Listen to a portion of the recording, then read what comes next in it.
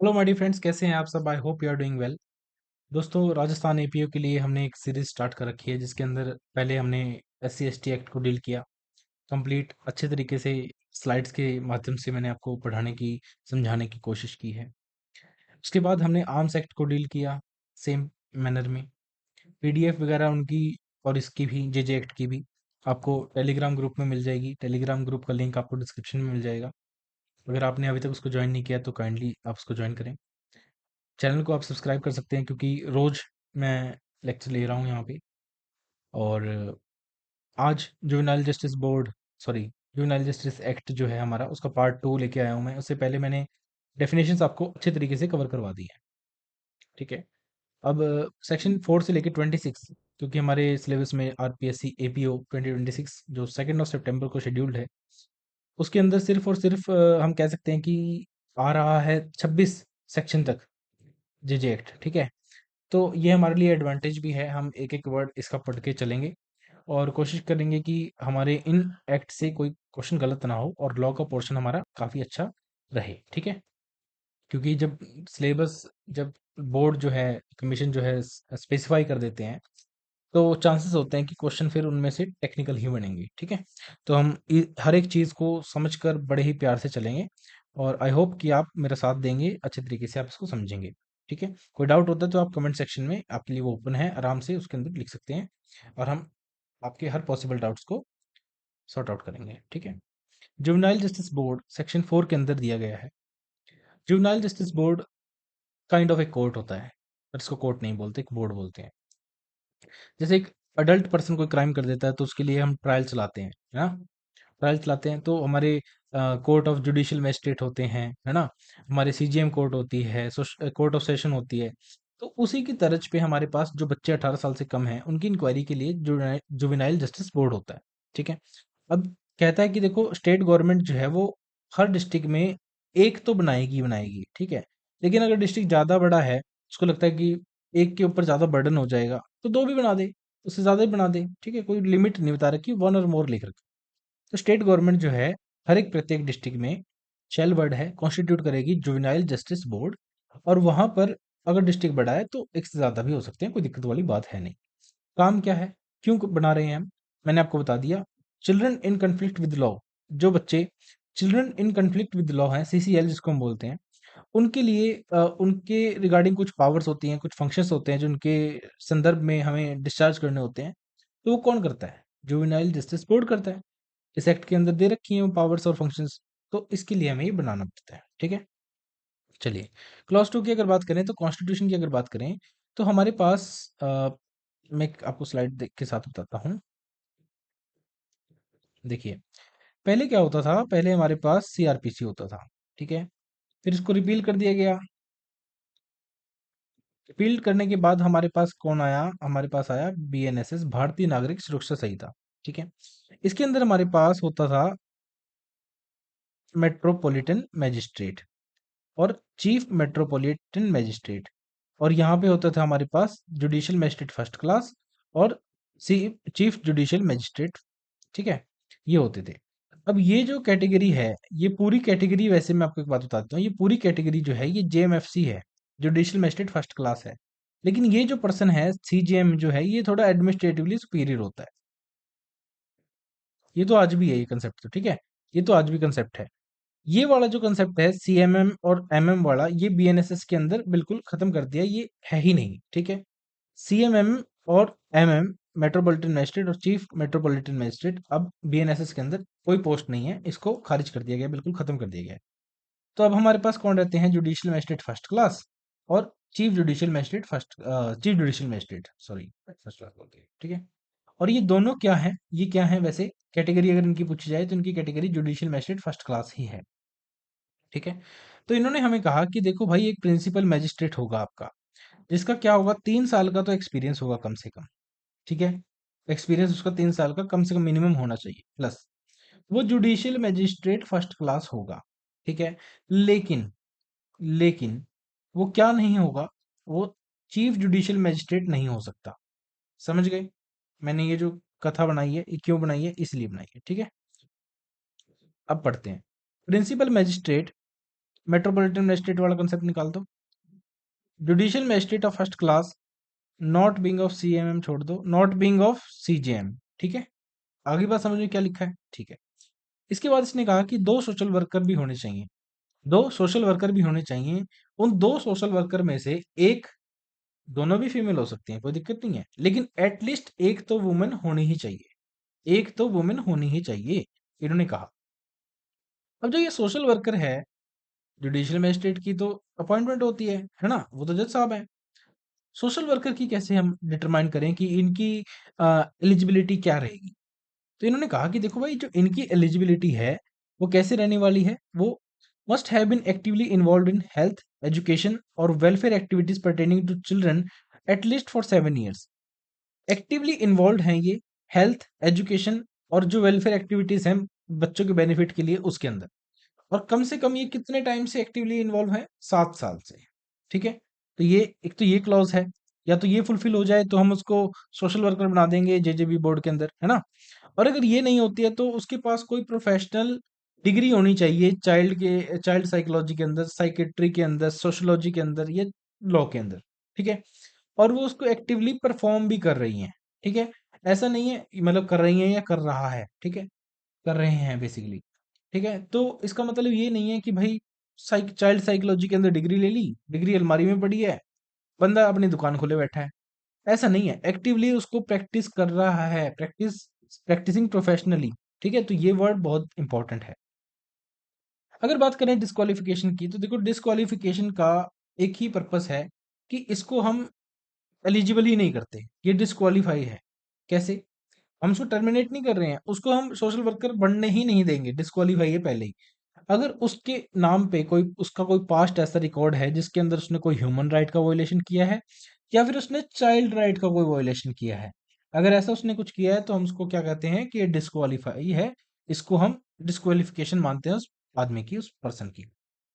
अगर वो कभी कन्विक्ट हुआ है मॉरल टर्पिट्यूड के ऑफेंस के लिए, या फिर उसकी जो कन्विक्शन है वो कभी रिवर्स नहीं हुई, या फिर उसको कंप्लीट पार्डन नहीं मिली हुई, इस केस में भी वो डिस्क्वालीफाई होता है।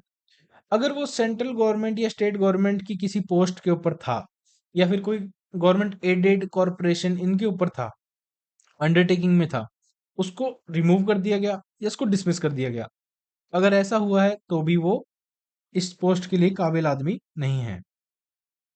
अगर वो कभी चाइल्ड अब्यूज में, चाइल्ड लेबर में, ह्यूमन राइट वायलेशन में या इमोरल एक्ट के अंदर कभी इंडल्ज हुआ है ऐसी एक्टिविटी के अंदर, तो तब भी हम उसको क्या कहते हैं कि ये डिस्क्वालिफाइड है। ठीक है, चलिए, अब ये कहते हैं कि देखो जी, अपॉइंटमेंट तो आपने कर दी, अपॉइंटमेंट जब आप कर रहे हो उस दिन से लेकर अगले 60 दिन तक आपको प्रिंसिपल मजिस्ट्रेट की, सोशल वर्कर्स की, सबकी ट्रेनिंग करवानी है, इंडक्शन ट्रेनिंग करवानी है।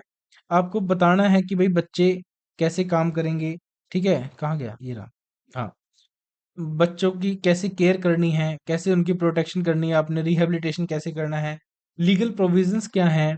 ठीक है, जस्टिस फॉर चिल्ड्रन एज में बी प्रिस्क्राइब, और ये विद इन 60 days होना चाहिए, तो इंपॉर्टेंट टाइम लिमिट हमारे पास आ जाती है यहाँ से। ठीक है जी, टर्म्स ऑफ ऑफिस जो वो होंगे जो रूल्स हमें प्रिस्क्राइब करते हैं। ठीक है, 7 में कहता है कि टर्मिनेशन ऑफ मेंबर।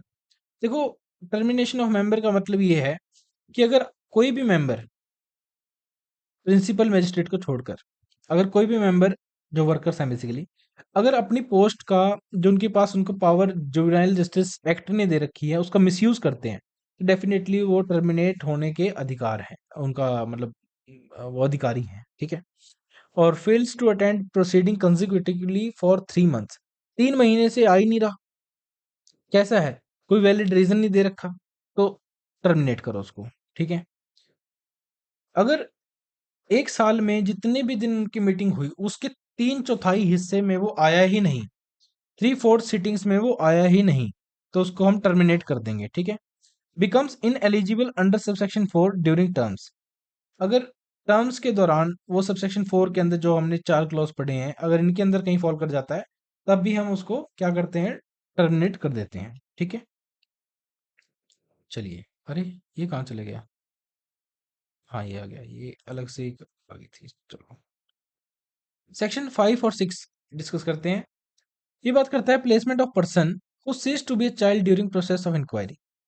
इसका कहने का मतलब ये है कि अगर कोई बच्चा पहले 18 साल का था, इंक्वायरी चलते वो 18 साल क्रॉस कर जाता है, तो उस केस में क्या होगा? कुछ नहीं होगा, इंक्वायरी उसकी कंटिन्यू चलती रहेगी, ठीक है? दिमाग में हमारे ये आएगा कि नहीं, नहीं ऐसा कर लेते हैं कि ऐसा सोच लेते हैं कि जो हमारी जैसे 18 साल का था तब तक तो जुवेनाइल जस्टिस बोर्ड चला लेगा, 18 साल के होने के बाद उसको किसी और कोर्ट में, कोर्ट ऑफ सेशन वगैरह में भेज देंगे, वहाँ करवा लेंगे। तो ऐसा नहीं है दोस्त, जेजे बोर्ड ही उसका कंटिन्यू करेगा, ठीक है? सिर्फ उसकी एज चेंज हो गई, ये एज क्रॉस हो गई, इस चीज़ से हम ये नहीं मानेंगे कि हमारा जो पर्सन है उसकी जुरिडिक्शन भी हम चेंज करेंगे, ऐसा नहीं होगा, ठीक है? तो ये ध्यान रखना है आपने। जुवेनाइल जस्टिस बोर्ड उस पर्सन के अगेंस्ट कोई भी ऐसा ऑर्डर पास नहीं करेगा जो एक अडल्ट के तरीके से हम पास करते हैं। हम वही ऑर्डर पास करेंगे जैसे ये चाइल्ड है, ठीक है? और क्योंकि हमें पता है कि जुवेनाइल जस्टिस एक्ट एक स्पेशल लॉ है, तो ये जनरल लॉ के ऊपर प्रिवेल करता है, तो ये ओवरराइडिंग इफेक्ट तो हमारा दिखाता ही है। तो रेलेवेंट एज हमारी क्या है? इंक्वायरी शुरू होने के समय चाइल्ड होना चाहिए। याद रखना कि जब इंक्वायरी शुरू की गई है तब वो पर्सन जो है वो चाइल्ड है, ठीक है? बाद में भले ही वो 18 साल क्रॉस कर ले, ये मैटर ही नहीं करता, ठीक है? चलिए, सेक्शन 6 की बात करें। सेक्शन 6 कहता है कि अगर ऑफेंस 18 साल से पहले कमिट हुआ था, अगर ऑफेंस कोई है जो 18 साल से पहले कमिट हुआ था, लेकिन एप्रीहेंड जो है 18 साल के बाद हुआ, तो इंक्वायरी के दौरान चाइल्ड की तरह ही ट्रीट किया जाएगा। चाइल्ड की तरह ट्रीट करने का मतलब ये नहीं है कि उसको हम चॉकलेट्स ला के दे रहे हैं, ली ली ली ऐसे ऐसे करके उसको खिला रहे हैं, ठीक है? उसको बेटा बेटा कर रहे हैं, नहीं। चाइल्ड की तरह ट्रीट करने का मतलब होता है कि उसके रिगार्डिंग जो चाइल्ड के तौर पे जो उसको प्रोविजंस के द्वारा गवर्न किया जाना था, उन्हीं प्रोविजंस के द्वारा अब उसको गवर्न किया जाएगा कि एज ये तो बच्चा ही है, ठीक है? और रेलिवेंट एज हमारी इसमें क्या होती है? Date of commission of offence होती है कि जिस दिन उसने ऑफेंस किया। अब मैंने कोई ऑफेंस किया जब मैं 14 साल का था, 14 साल की उम्र में मेरा कॉग्निटिव क्या था, ये तो 14 साल के बच्चे के तहत उसकी हैसियत में मैंने ऑफेंस किया था ना। आज मैं अगर 28 साल का हूं तो आज तो मेरा कॉग्निटिव कुछ और है। समझ रहे हो इस बात को? तो date of commission of offence relevant है, ना कि डेट ऑफ एप्रीहेंशन, ठीक है? और अगर बोर्ड को लगता है कि भाई इसको हम बेल नहीं दे सकते, इसको हम बेल नहीं दे सकते, तो उस बेल ना देने के पीछे 100 कारण हो सकते हैं, लेकिन हम उसको भेजेंगे कहाँ? प्लेस ऑफ सेफ्टी में भेजेंगे, ठीक है? याद रखना कि अगर बोर्ड को लगता है कि बेल नहीं दी जा रही है, तो उसको हम प्लेस ऑफ सेफ्टी में भेजते हैं। ऐसे पर्सन को हम जेल नहीं भेजते, ठीक है? इंक्वायरी के दौरान भी हम प्लेस ऑफ सेफ्टी में ही भेजते हैं उसको, ठीक है? सेक्शन 6 का बेनिफिट जो है बेसिकली ये उन लोगों को मिलता है जिन्होंने ऑफेंस 18 साल से उम्र से पहले किया हो, ठीक है? पहले किया हो हुआ होना चाहिए। 18 साल की अगर बात करोगे तो डेफिनेटली आपको कोई एडवांटेज जेजे बोर्ड में, जेजे एक्ट में नहीं मिलने वाला, ठीक है? चलिए, अल्ट्रा रिवीजन करते हैं एक बार। ऑफेंस जो है 18 प्लस होने से पहले किया गया है, एप्रीहेंड 18 के बाद हुआ तो भी हम उसको चाइल्ड ट्रीट करते हैं। अगर बेल आपने नहीं दी है बोर्ड ने, तो प्लेस ऑफ सेफ्टी में उसको भेजने के ऑर्डर कर दिए जाएंगे, ठीक है? जेजे एक्ट जो है प्रोसीजर एप्लीकेबल होगा, और रेलिवेंट एज जो है वो date of commission of offence है, ना कि डेट ऑफ एप्रीहेंशन, ठीक है? चलिए, सेक्शन 7 वेरी इंपॉर्टेंट। सेक्शन 7 क्या बात करता है? Procedure in relation to board. देखिए, जो बोर्ड्स हैं वो बेसिकली चाइल्ड फ्रेंडली एक एनवायरनमेंट और प्रोसीजर जो है उसको ऑप्ट करता है। जो बोर्ड है हमारा प्रिस्क्राइब टाइम्स और प्रिस्क्राइब रूल्स के अकॉर्डिंग अपनी मीटिंग्स कंडक्ट करता है, ठीक है? और जो चाइल्ड फ्रेंडली एनवायरनमेंट है उसका मतलब ये है कि जैसे अगर आप कभी जुवेनाइल जस्टिस बोर्ड के अंदर गए हो, आपने कभी विजिट किया हो, तो आपको ये महसूस हुआ होगा कि ये ऑर्डिनरी कोर्ट से अलग होते हैं। अब सेक्टर 25 चंडीगढ़ के अंदर आप देखना कि वहां पर जो जुवेनाइल जस्टिस बोर्ड है, कोई भी देखना, किसी भी डिस्ट्रिक्ट का देख लेना, ये तो मैं एग्जांपल दे रहा हूँ, जो इस एरिया के आसपास के हैं, जो चंडीगढ़ के हैं, वो वहां पे जाके देख सकते हैं। आपको दिखेगा कि मतलब इतने प्यार से वो बात करते हैं बच्चे के साथ, इतने अच्छे तरीके से उसके साथ बात करते हैं, ठीक है? उसको फील नहीं होने देते कि उसने कोई ऑफेंस किया है या फिर वो CWCP है, ठीक है? CNCP, sorry. और इन बच्चों को बहुत ही मतलब प्यार से और पेंटिंग वगैरह बना रखे दीवारों पे, और बहुत सारे राइट्स वगैरह लिख रखे होते हैं, उनके लिए कोट्स लिख रखे होते हैं, ठीक है? और उनके द्वारा जो बच्चे जो प्लेस ऑफ सेफ्टी में, जो रिहेबिलिटेशन सेंटर में, उनके द्वारा बनाई गई पेंटिंग्स वगैरह वहाँ डिस्प्ले बोर्ड पे लगाए रखी होती हैं कि ये फलाने ने बनाई है, इतने ने बनाई है, ठीक है? तो ये चीज़ें होती हैं, ये चाइल्ड फ्रेंडली एनवायरनमेंट होता है, ठीक है? और जब भी वो करते हैं, प्रोसीडिंग्स करते हैं, तो वहाँ पे अगर कोई पुलिस वाला आ रहा है तो वो यूनिफॉर्म में नहीं आता, ठीक है? ये चीज़ें होती हैं, ओके? जेजे बोर्ड का वेन्यू रेगुलर कोर्ट जैसा इंटिमिडेटिंग नहीं होना चाहिए, ये मैंने आपको बता दिया, होता भी नहीं है, ठीक है। अगर बोर्ड सीटिंग में नहीं है तो जो सीसीएल है उसको इंडिविजुअल मेंबर ऑफ बोर्ड के सामने भी प्रोड्यूस किया जा सकता है, कोई दिक्कत वाली बात है नहीं इसमें, ठीक है। सिर्फ किसी मेंबर की एब्सेंस की वजह से बोर्ड का ऑर्डर इनवैलिड नहीं होता, ठीक है। और बोर्ड किसी एक मेंबर की एब्सेंस के बावजूद भी अपना काम डेफिनेटली अच्छे तरीके से कर सकते हैं। ये कहते हैं कि फाइनल डिस्पोजल, जब आपको किसी केस का फाइनल डिस्पोजल करना है तो उस केस के अंदर आपको मिनिमम 2 मेंबर्स रिक्वायर्ड होंगे, और 2 मेंबर में से एक तो प्रिंसिपल मजिस्ट्रेट ही होगा और दूसरा वर्कर हो सकता है, ठीक है। वर्कर ही होगा, हो सकता क्या। इन 2 मेंबर्स में प्रिंसिपल मजिस्ट्रेट का प्रेजेंट होना मैंडेटरी है, ठीक है। 2 मेंबर्स में इसका प्रिंसिपल मजिस्ट्रेट का होना जरूरी है, ये मैंने आपको बता दिया। 18 क्लॉज 3 के अंदर जब ऑर्डर पास करते हैं तो तब भी प्रिंसिपल मजिस्ट्रेट प्लस 2 वर्कर्स तो होने ही चाहिए, ठीक है। अगर मेंबर्स के बीच में डिफरेंस ऑफ ओपिनियन हो जाता है तो मेजोरिटी को हम प्रिवलेंट करवा देते हैं, और ये बड़ा ही जनरल रूल है। अगर मेजोरिटी नहीं बन पाती, अगर किसी केस में मेजोरिटी नहीं बन पाती, तो प्रिंसिपल मजिस्ट्रेट जो है, जो कि एक लॉ का पर्टिकुलर कह सकते हैं हम ज्ञाता है वहां पर, उसकी ओपिनियन जो होगी वो फाइनल हो जाएगी और वही डेफिनेट हो जाएगी, ठीक है। चलिए एक बार ये पढ़ लेते हैं। मीटिंग जो है, prescribe time, prescribe rules, procedure, child friendly, venue regular court जैसा नहीं होना चाहिए, board not sitting, child can be produce 1 member, member अगर एबसेंट है तो प्रोसीडिंग वैलिड है, फाइनल डिस्पोजल के टाइम पे हमें प्रिंसिपल मजिस्ट्रेट रिक्वायर्ड होता है और 2 मेंबर से काम चल जाता है। 18 क्लॉज 3 बात करता है 2 मेंबर्स प्रिंसिपल मजिस्ट्रेट मैंडेटरी, और डिफरेंस ऑफ ओपिनियन अगर है तो मेजोरिटी का प्रिवेल करेगा, अगर मेजोरिटी नहीं बन पा रही तो प्रिंसिपल मजिस्ट्रेट जो ओपिनियन दे देगा वो फाइनल हो जाता है, ठीक है। चलिए, तो इस सेक्शन में, ये सेक्शन हमारा पावर फंक्शन एंड रिस्पॉन्सिबिलिटी है जुवेनाइल जस्टिस बोर्ड की। अच्छे तरीके से इसको सारे को पढ़ेंगे, ठीक है।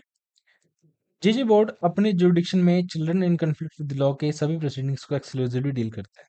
अगर किसी डिस्ट्रिक्ट में, अगर क्या हर डिस्ट्रिक्ट में जुवेनाइल जस्टिस बोर्ड है, और वहां पर जो बोर्ड है वो उसके एरिया के जितने भी बच्चे जो हैं, जो बच्चे हैं 18 साल से कम के हैं और वो ऑफेंस कमिट कर रहे हैं, तो उनकी एक्सक्लूसिवली जुरिडिक्शन जो है जुवेनाइल जस्टिस बोर्ड के पास है, क्योंकि ये स्पेशल लॉ है तो ये प्रिवेल करता है सबके ऊपर। और ये सेम पावर जो जुवेनाइल जस्टिस बोर्ड की हैं, ये चिल्ड्रन कोर्ट्स के पास भी है और ये हाई कोर्ट के पास भी है, जब ये सेक्शन 19 के अंदर अपील या रिवीजन के प्रोविजन के साथ डील कर रहे होते हैं, ठीक है। तो एक बार हम पढ़ते हैं कि क्या बात कर रखी है इसने। इसने कहा हर स्टेज पर चाइल्ड और पेरेंट की इन्फॉर्म्ड पार्टिसिपेशन इंश्योर करना। जेजे बोर्ड का ये फंक्शन है कि हर स्टेज पर, हर स्टेज पर बच्चे का और पेरेंट्स का, ठीक है, इन्फॉर्म्ड पार्टिसिपेशन ये इंश्योर करता है। दूसरी बात क्या कहा इन्होंने, एप्रीहेंशन से लेकर एप्रीहेंशन से लेकर इंक्वायरी और आफ्टर केयर और रिहेबिलिटेशन तक चाइल्ड के राइट्स को प्रोटेक्ट करने का काम जुवेनाइल जस्टिस बोर्ड ही करता है, ठीक है। ये एक फंक्शन है इसका। चाइल्ड के लिए लीगल एड की अवेलेबिलिटी इंश्योर करना इसका काम है जेजे बोर्ड का। तो ये तो देखो हमें पता है, लीगल एड वाला कंसेप्ट तो एक ऑर्डिनरी ट्रायल में भी चलता है, फ्री लीगल एड है ना। अगर चाइल्ड प्रोसीडिंग की लैंग्वेज नहीं समझता, अगर जो चाइल्ड है हमारा वो प्रोसीडिंग की भाषा नहीं समझता, तो उसके लिए हमें इंटरप्रेटर और ट्रांसलेटर प्रोवाइड करना ये अनिवार्य होता है, ठीक है। चलिए, ई पॉइंट कहता है प्रोबेशन ऑफिसर या पीओ ना हो तो child welfare officer public social worker को हम सोशल इन्वेस्टिगेशन रिपोर्ट प्रिपेयर करने का डायरेक्शन दे देते हैं, ठीक है। अगर प्रोबेशन ऑफिसर नहीं है तो हम किसको कहते हैं, चाइल्ड वेलफेयर ऑफिसर को या सोशल वर्कर को, कि आप सोशल इन्वेस्टिगेशन रिपोर्ट तैयार करें, ठीक है। और ये फर्स्ट प्रोडक्शन से लेकर 15 दिन के अंदर अंदर इसको ये सबमिट करवानी होती है, कौन सी, एसआईआर, सोशल इन्वेस्टिगेशन रिपोर्ट, ठीक है। सेक्शन 14 के अकॉर्डिंग इंक्वायरी कंडक्ट करके केस को डिसाइड करना, ये किसका फंक्शन है, जेजे बोर्ड का। अगर children in conflict with law को केयर एंड प्रोटेक्शन की भी जरूरत है तो मैटर चाइल्ड वेलफेयर कमेटी को ट्रांसफर करना, ये इनके पास फंक्शन है। फाइनल ऑर्डर पास करते वक्त इंडिविजुअल केयर प्लान इंक्लूड करना, ये इनका फंक्शन है, इनकी ड्यूटी है, काइंडली कह सकते हैं रिस्पॉन्सिबिलिटी है। रिहेबिलिटेशन के लिए पीओ, डीसीपीयू, एनजीओ से फॉलो अप करवाना, ये कहता है फिट पर्सन डिक्लेयर करने के लिए इंक्वायरी कंडक्ट करना। ये सिर्फ आपको एक बार रीडिंग देनी है और उससे ज्यादा कुछ नहीं। हर month minimum 1 inspection residential facility का करना, रेजिडेंशियल फैसिलिटी की क्वालिटी इंप्रूव करने के लिए डिस्ट्रिक्ट चाइल्ड प्रोटेक्शन यूनिट और स्टेट गवर्नमेंट को रिकमेंडेशन देना, ठीक है। सीसीएल के अगेंस्ट ऑफेंस होने पर कंप्लेंट मिलने पर पुलिस को एफआईआर रजिस्टर करने का ऑर्डर देना। ठीक है। Child in care need of care and protection CNCP जिसे हम कहते हैं कि अगेंस्ट ऑफेंस होने पर कमेटी की रिटन कंप्लेंट पर पुलिस को एफआईआर करने का ऑर्डर देना बोर्ड का काम होता है। अडल्ट जेल का रेगुलर इंस्पेक्शन करना ताकि कोई चाइल्ड इलीगली लॉस ना हो वहां पर। ठीक है। अगर चाइल्ड अडल्ट जेल में मिले तो इमीडिएटली ऑब्जर्वेशन होम या प्लेस ऑफ सेफ्टी में ट्रांसफर करना उसको। और आर बात करता है जे be described any other function जो उसको परफॉर्म करना चाहिए। ठीक है, कोई एनी अदर फंक्शन। चलिए अल्ट्रा प्रीलिम्स रिवीजन पढ़ लेते हैं। ये इंपॉर्टेंट है, यहाँ से अगर कुछ आएगा तो यहीं से आ जाएगा, अदरवाइज जरूरत नहीं है। एक्सक्लूसिव जुडिक्शन सीसीएल प्रोसीडिंग्स के ऊपर। हाई कोर्ट और चिल्ड्रन कोर्ट के पास भी सेम पावर है। ठीक है। Inform participation child plus parent guardian. Right protected apprehended to लेकर रिहेबिलिटेशन तक लीगल एड मैंडेटरी है। Interpretation if child does not understand language, obvious सी बात है। एसआईआर आपको within 15 days of first production लानी है। इंक्वायरी सेक्शन 14 के अंदर है। सीसीएल और सीएनसीपी को ट्रांसफर करना है सीडब्ल्यूसी को। ठीक है। फाइनल ऑर्डर के टाइम आपको इंडिविजुअल केयर प्लान उसके अंदर इंक्लूड करना है। फिट पर्सन डिक्लेयर कौन करेगा? Juvenile justice board. इंस्पेक्शन हर मंथ होना चाहिए एटलीस्ट। ठीक है। CCL offence FIR on complaint. CNCP offence FIR on committee's written complaint. और अडल्ट जेल का इंस्पेक्शन करना है ऑब्जर्वेशन होम में और प्लेस ऑफ सेफ्टी में शिफ्ट करवा दो अगर मिल जाए तो, कोई बच्चा अगर जेल में मिल जाए तो। ठीक है। चलिए सेक्शन 9 की बात करते हैं। Procedure to be followed by a magistrate not empowered under the JJ act. अगर कोई मैजिस्ट्रेट है जो जेजे एक्ट में एम्पावर्ड नहीं है तो उसका क्या प्रोसीजर फॉलो करेंगे? ठीक है, देखते हैं। एम्पावर्ड मैजिस्ट्रेट नहीं होने पर भी अगर एक्यूज्ड चाइल्ड लगे, अगर उनको लगता है कि ये चाइल्ड है, अगर मैं मैजिस्ट्रेट हूं, मैं जेजे बोर्ड का मैजिस्ट्रेट प्रिंसिपल मैजिस्ट्रेट नहीं हूं, मेरे सामने कोई एक्यूज है, मुझे लगता है कि अरे ये तो चाइल्ड है, तो मैं क्या करूंगा? होने पर भी अगर उसको लगता है कि एक्यूज चाइल्ड लग रहा है तो ओपिनियन रिकॉर्ड करके बिना डिले उसको बोर्ड को फॉरवर्ड कर देगा कि भाई साहब जुवेनाइल जस्टिस बोर्ड ये पकड़ो बच्चे को। ठीक है। चाइल्ड को रिकॉर्ड ऑफ प्रोसीडिंग के साथ जुरिडिक्शन में जो जुवेनाइल जस्टिस बोर्ड होगा वहां पे भेजना उसको मैंडेटरी है, ये इसको करना पड़ेगा। एज डिटर्मिनेशन के लिए इंक्वायरी करेगी कोर्ट और ये एफिडेविट से काम नहीं चलेगा। ठीक है। एज इंक्वायरी में कोर्ट नेसेसरी एविडेंस ले सकती है बट एफिडेविट एडमिसिबल नहीं है, तो याद रखना कि एफिडेविट एडमिसिबल नहीं है जब एज डिटर्मिनेशन की बात हो रही है। क्लेम ऑफ जुवेनाइलिटी किसी भी कोर्ट के सामने उठाया जा सकता है। कोई भी कह सकता है कि ये देखो जी मैंने जब ये ऑफेंस किया मैं जुवेनाइल था या फिर मैं आज के दिन जुवेनाइल हूँ। जुवेनाइलिटी का क्लेम प्रोसीडिंग के किसी भी स्टेज पर रेज किया जा सकता है। ठीक है। किसी भी स्टेज पर किया जा सकता है, कोई दिक्कत नहीं है। ये नहीं है कि भाई अर्लीस्ट अपॉर्चुनिटी पे करना है।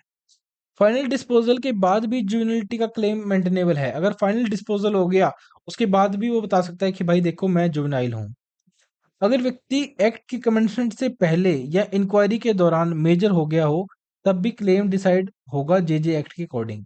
अगर कोई व्यक्ति है जिसने ऑफेंस किया था जब वो 18 साल से कम का था, अब ये एक्ट लागू हो गया। ठीक है। या इंक्वायरी चल रही थी तो इंक्वायरी के दौरान वो मेजर हो गया, तो तब भी उसका जो क्लेम होगा, जो उसको पनिशमेंट वगैरह जो प्लेस ऑफ सेफ्टी वगैरह में रखना है नहीं रखना है, ये जो जो प्रोसीडिंग्स हैं वो जेजे एक्ट के अकॉर्डिंग होंगी। ठीक है।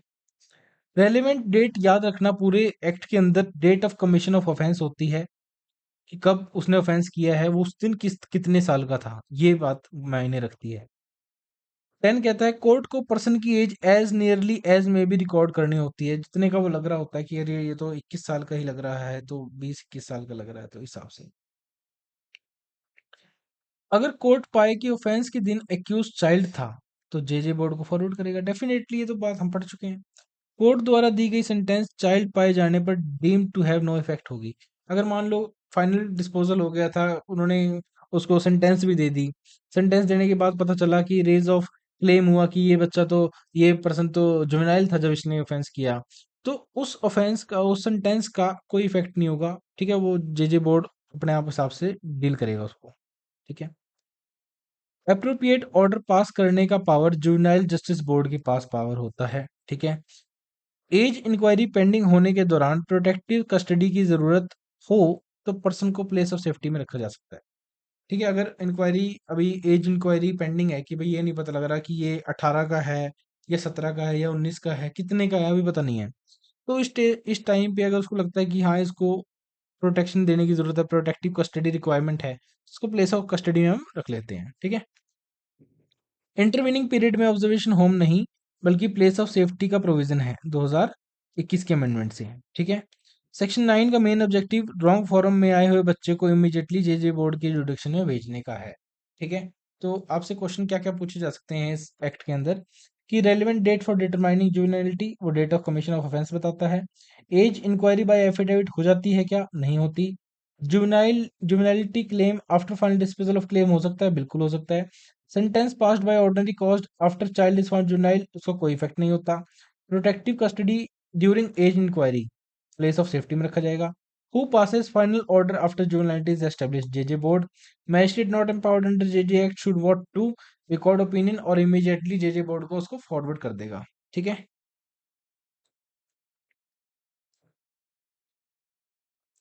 ठीक है जी।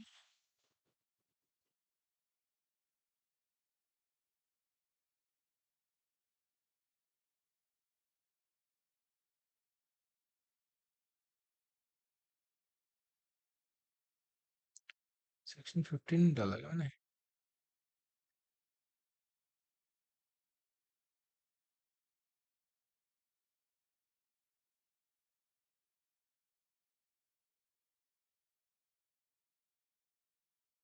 चलिए, apprehension of child alleged to be in conflict with law. Child in conflict with law, CCL को अरेस्ट नहीं एप्रीहेंड किया जाता है। पहली बात, उसको एप्रीहेंड किया जाता है, उसको अरेस्ट नहीं किया जा सकता। पुलिस द्वारा एप्रीहेंडेड होते ही चाइल्ड को special juvenile police unit SJPU या designated child welfare police officer CWPO के चार्ज में दिया जाता है बेसिकली। चाइल्ड को जेजे बोर्ड के सामने विदाउट अननेसेसरी डिले और मैक्सिमम 24 आवर्स के अंदर प्रोड्यूस करना मैंडेटरी है। 24 की आवर्स की कैलकुलेशन में सिर्फ जर्नी का टाइम ही एक्सक्लूड किया जाएगा, बाकी कोई टाइम एक्सक्लूड नहीं किया जा सकता। सीसीएल को किसी भी सिचुएशन में पुलिस लॉकअप में नहीं रखा जा सकता, किसी भी सिचुएशन में। ठीक है, सीसीएल को जेल में लॉज करना पूरी तरीके से प्रोहिबिटेड है। अगर आप उसको जेल में डालते हो तो ये बहुत ही ज़्यादा पंगे वाला काम आपने कर लिया। पुलिस लॉकअप प्लस जेल दोनों जगह चाइल्ड को रखना सेक्शन 10 के खिलाफ है। ठीक है, स्टेट गवर्नमेंट सेक्शन 10 के तहत रूल्स बनाती है। ओके, और स्टेट रूल्स स्पेसिफाई करेंगे कि चाइल्ड को बोर्ड के सामने कौन प्रोड्यूस कर सकता है, एनजीओ, रजिस्टर्ड वॉलंटरी ऑर्गेनाइजेशन भी कर सकते हैं। ठीक है, और स्टेट रूल्स ऑब्जर्वेशन होम या प्लेस ऑफ सेफ्टी में भेजने के प्रोसीजर भी वही प्रिस्क्राइब करते हैं। ऑब्जर्वेशन होम्स और प्लेस ऑफ सेफ्टी भेजने का मैनर जो है वो रूल से रेगुलेट होता है। ठीक है, बोर्ड के सामने प्रोड्यूस करना एसजेपीयू और सीडब्ल्यूपीयू पीओ की प्राइमरी रिस्पॉन्सिबिलिटी होती है। अब हम देखते हैं कि क्या क्वेश्चन आ सकते हैं। बोर्ड के सामने कितने टाइम में लाना है, 24 घंटे में। जर्नी टाइम एक्सक्लूड करेंगे, बिल्कुल करेंगे। पुलिस लॉकअप में रख सकते हैं क्या, नहीं रख सकते। जेल में रख सकते हैं क्या, जब लॉकअप में नहीं रख सकते जेल में कैसे रखोगे। एसजेपीयू और सीडब्ल्यूपीओ कस्टडी ऑफ चाइल्ड रखते हैं। ठीक है, स्टेट गवर्नमेंट रूल्स बनाती है इनके अंदर भेजने के लिए। एनजीओ भी प्रोड्यूस कर सकती है रूल्स के अनुसार। ऑब्जर्वेशन होम और प्लेस ऑफ सेफ्टी में रूल्स प्रिस्क्राइब्ड प्रोसीजर होते हैं। ठीक है, चलिए, एग्जामिनेशन फेवरेट ट्रैप्स क्या हैं। अब, अरेस्ट बिफोर मजिस्ट्रेट, गलत बात। Apprehended before juvenile justice board, ठीक है। Police lockup allowed till 24 hours, wrong, बिल्कुल। जेल में टेम्पररी कस्टडी अलाउड है, बिल्कुल गलत। मैक्सिमम 24 जर्नी का टाइम एक्सक्लूड कर देंगे, बिल्कुल कर देंगे। Rules regarding production and transfer state government बनाती है। ठीक है, सेक्शन 11 तक पढ़ेंगे दोस्तों, तभी ठीक नहीं लग रही आज। 11 तक ही पढ़ते हैं इसके अंदर आज। ठीक है, role of person in whose charge child in conflict with law is placed। जिस पर्सन के चार्ज में CCL child in conflict with law दिया गया है उसकी रिस्पॉन्सिबिलिटी पेरेंट्स के बराबर होगी। ठीक है, हम जिसको child in conflict with law, जिस पर्सन के चार्ज में हम संभलवा देते हैं उसको उसको हैंड ओवर कर देते हैं, तो उस पर्सन की रिस्पॉन्सिबिलिटी कैसी होगी, जैसे वो उसका पेरेंट्स है। ठीक है, पेरेंट है उसका, माँ बाप के बराबर उसकी जिम्मेवारी होगी। और वो पर्सन चाइल्ड की केयर और मेंटेनेंस के लिए लीगली रिस्पॉन्सिबल भी होगा। ठीक है, कैसे रिस्पॉन्सिबल होगा, लीगल और लीगली रिस्पॉन्सिबल होगा किसके लिए, केयर और मेंटेनेंस के लिए।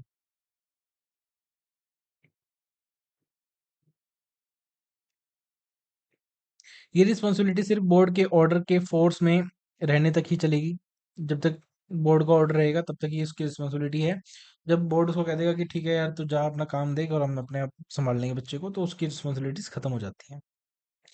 पेरेंट्स या कोई और पर्सन चाइल्ड को क्लेम करे तब भी चाइल्ड ऑटोमेटिकली वापस नहीं दिया जाएगा। अगर कल को पेरेंट्स या कोई और पर्सन उस बच्चे को क्लेम कर रहे हैं कि ये हमारा बच्चा है हमें दे दो, ऑटोमेटिकली आप उसको नहीं देंगे। ठीक है, नहीं दिया जा सकता। चाइल्ड उसी पर्सन के चार्ज में रहेगा जितने पीरियड बोर्ड ने उसको स्पेसिफाई किया है। ठीक है, बोर्ड सेटिस्फाई हो कि पेरेंट्स या क्लेमेंट फिट हैं, फिट पर्सन है, हमने कहा ना fit fit authority fit person कौन है, ये बोर्ड ही डिसाइड करता है फिटनेस।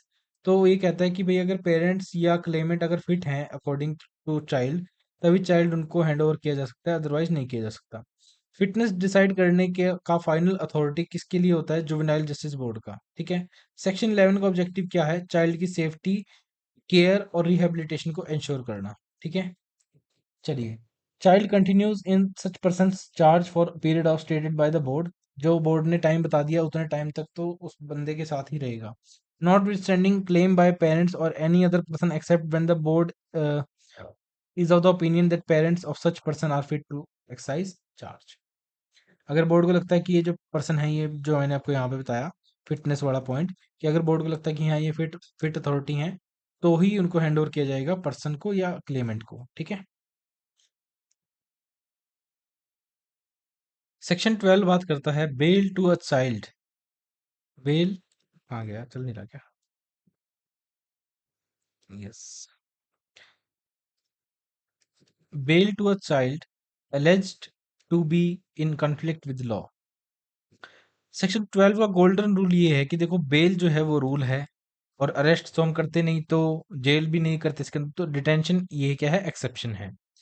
अपेरेंटली चाइल्ड को बेलेबल और नॉन बेलेबल दोनों फेंसेस के अंदर बेल मिल जाती है। ठीक है, और बीएनएसएस या किसी और लॉ के कॉन्ट्ररी होने के बावजूद भी हम इसके अंदर सेक्शन 12 को अप्लाई करके इसको बेल दे देते हैं।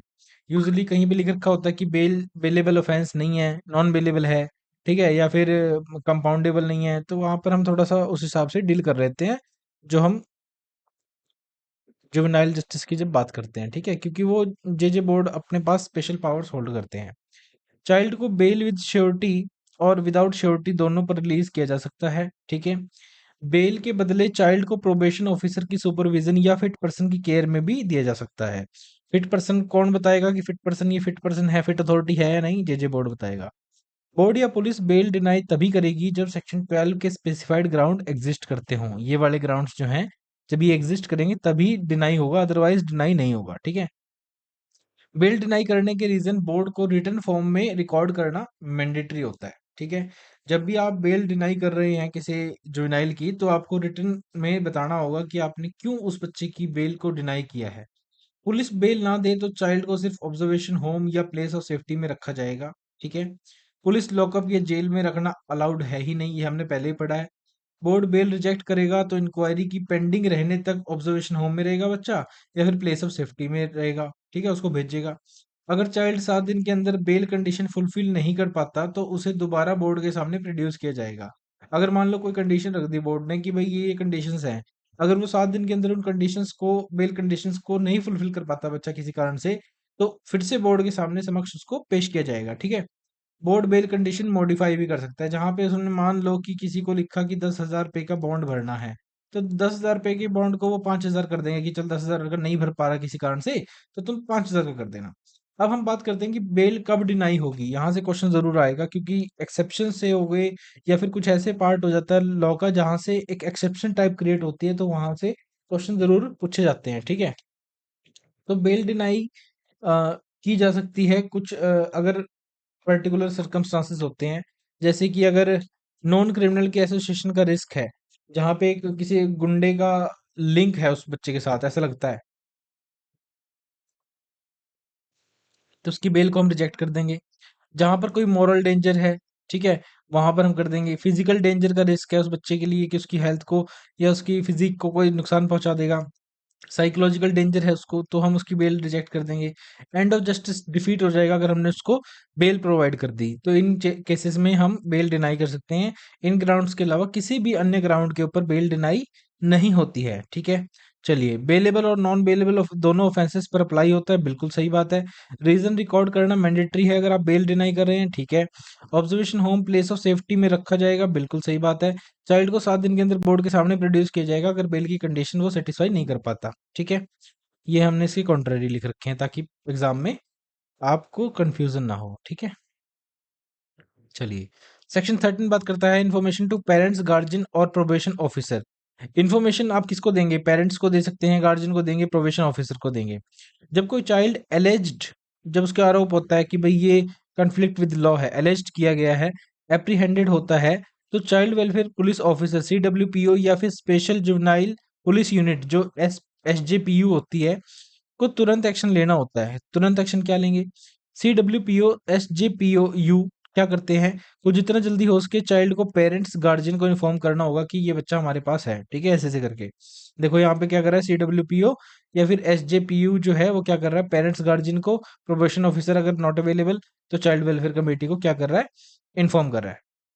साथ ही CWPO को प्रोबेशन ऑफिसर को इन्फॉर्म करना होगा, और अगर प्रोबेशन इन्फॉर्मेशन ऑफिसर अवेलेबल ना हो तो चाइल्ड वेलफेयर ऑफिसर को इन्फॉर्म करना होगा, जो मैंने आपको यहाँ पे बता दिया, ठीक है। उन्हें 2 वीक्स के अंदर बोर्ड के सामने सोशल इन्वेस्टिगेशन रिपोर्ट सबमिट करनी होती है, ठीक है। ये हमने पढ़ा भी था, ओके। सोशल इन्वेस्टिगेशन रिपोर्ट में क्या होता है? चाइल्ड के एंटीसीडेंट्स, पिछला बैकग्राउंड क्या है, बच्चा किस बैकग्राउंड से आता है, क्या बच्चा पहले भी चोरी चारी करते हुए पकड़ा गया है, कोई ऑफेंस करते हुए पकड़ा गया, फैमिली बैकग्राउंड क्या है, लड़के के बच्चे के माँ बाप क्या करते हैं, क्या इनका कोई फैमिली बैकग्राउंड है ऐसा क्राइम से जुड़ा हुआ, या फिर ये समझो कि बच्चा जो है वो किसी प्रकार से पीयर प्रेशर में आके ऑफेंस कर रहा हो, ऐसा तो नहीं है। और अन्य मटेरियल सर्कमस्टांसेस जो बोर्ड को इंक्वायरी में मदद कर सकते हैं, उसके बारे में SIR के अंदर लिखा जाएगा, ठीक है। अगर चाइल्ड को बेल पर रिलीज किया जाता है, अगर हम चाइल्ड को बेल पर रिलीज कर रहे हैं, तो बोर्ड द्वारा प्रोबेशन ऑफिसर और CW जो ऑफिसर है, चाइल्ड वेलफेयर ऑफिसर, इनको इन्फॉर्म करेंगे कि हम बच्चे को बेल पे क्या कर रहे हैं, रिलीज कर रहे हैं, ठीक है। चलिए, 14 की हम बात करते हैं। 14 बात करता है inquiry by board regarding child in conflict with law. क्या बात कर रहा है? Inquiry by board regarding child in conflict with law. अब इंक्वायरी की बात आ रही है। अब 14 में हमने पढ़ा था कि 14 में इंक्वायरी होती है, पहले एक सेक्शन में पढ़ के भी आए हैं ना। तो क्या बात कर रहा है, जब CCL child in conflict with law board के सामने प्रोड्यूस होता है, तब बोर्ड इंक्वायरी कंडक्ट करता है, बिल्कुल ठीक है बात है। जब उसको सामने CCL को प्रोड्यूस किया जाता है बोर्ड को, तो बोर्ड क्या करेगा, एक इंक्वायरी करता है। बोर्ड इंक्वायरी के बाद सेक्शन 17 में और सेक्शन 18 के अंडर अप्रोप्रिएट ऑर्डर पास कर सकता है। और हमें पता है 18 के क्लॉज 3 के अंदर जो प्रिंसिपल मजिस्ट्रेट प्लस 2 वर्कर्स दोनों ही रिक्वायरमेंट है फाइनल ऑर्डर पास करने के लिए। नॉर्मल इंक्वायरी 4 मंथ के अंदर कंप्लीट हो जानी चाहिए, ठीक है। 4 मंथ के अंदर कंप्लीट हो जानी चाहिए, ये हमें बता रखा है। बोर्ड इंक्वायरी पीरियड को मैक्सिमम 2 मंथ के लिए और एक्सटेंड कर सकता है, तो टोटल हमारे पास 6 महीने हो गए, है ना। 4 तो नॉर्मल दे रखे हैं और 2 महीने और एक्सटेंड कर सकता है। एक्सटेंशन सिर्फ स्पेशल सर्कमस्टांसेस में और रीजन रिकॉर्ड करेगा राइटिंग में, तभी दी जा सकती है। ऐसे ही ऐसा दिल नहीं है कि भाई बोर्ड का दिल किया और उठा के उन्होंने एक्सटेंशन ले ली, नहीं। स्पेशल सर्कमस्टांसेस होने चाहिए, साथ में रीजंस रिकॉर्ड करने पड़ेंगे राइटिंग में। तो अब हमारे पास मैक्सिमम इंक्वायरी पीरियड बोर्ड के द्वारा कितना हो गया, 6 मंथ हो गया, 4+2, ये मैंने आपको बता दिया। हीनियस ऑफेंसेस में सेक्शन 15 की प्रिलिमिनरी असेसमेंट 3 मंथ के अंदर कंप्लीट हो जानी चाहिए।